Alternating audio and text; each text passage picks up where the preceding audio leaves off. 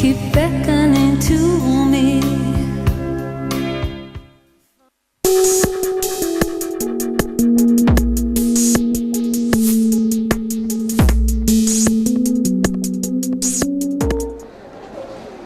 At the beginning of the 21st century, Mexico is still battling infectious diseases.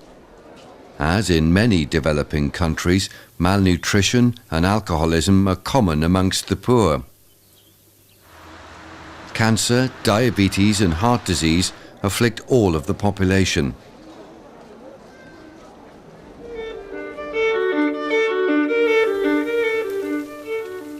Cervical and uterine cancer is typically a disease of the poor. It's common not only in developing countries, but also in the world's richer nations.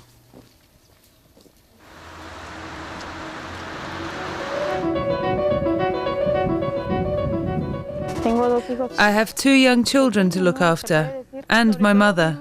She's 81.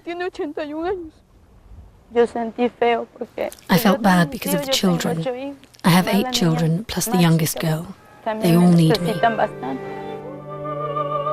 Every 2 hours in Mexico, 1 woman dies of cervical and uterine cancer. By the end of the day, 12 women will have lost their lives to the disease.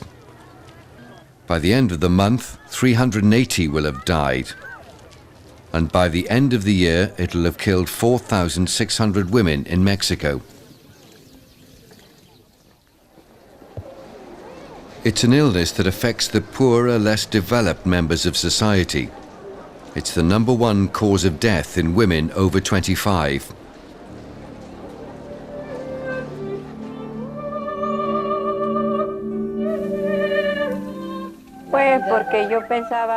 A woman just died here the other day. They're all gathered there. They just brought the coffin.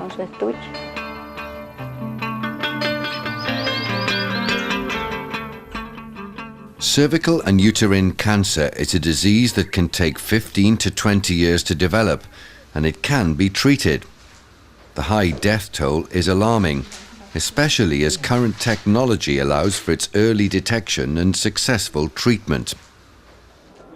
But there are many factors contributing to worsen this public health crisis of truly epidemic proportions.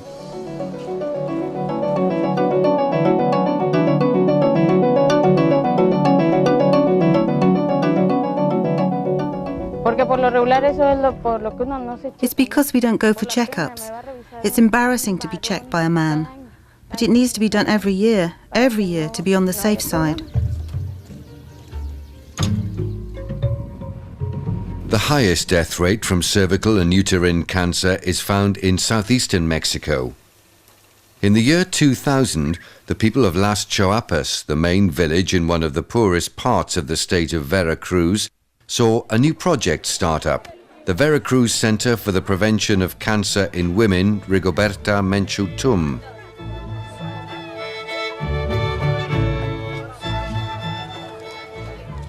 This is the only public clinic offering same-day services for the poorest women in the area. It's even open on a Sunday. Between the years 2000 and 2003, this clinic evaluated almost 12,300 women in 180 working days. A little over 2,200 of them underwent electrosurgery for the treatment of cancer-related ailments. Of those 2,200 patients, around 1,200 had severe ulcers, around 700 had the human papillomavirus, a wart virus, and there were 150 cases of early cancer. 50 women were sent to specialized cancer centers where their invasive cancers were treated.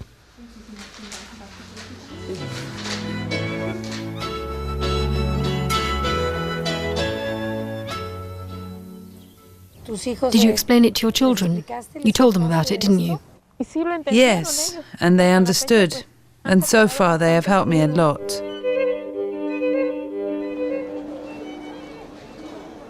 Today in Mexico, the number of women over 25 is increasing rapidly. It's predicted that by the year 2020, there'll be 39 million. 15 million more than today. That's almost a third of the population. How many of them will contract cervical and uterine cancer? How will it affect them? How big will the problem be?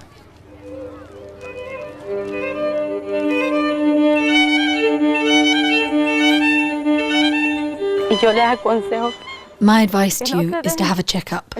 Money comes and goes. Life doesn't.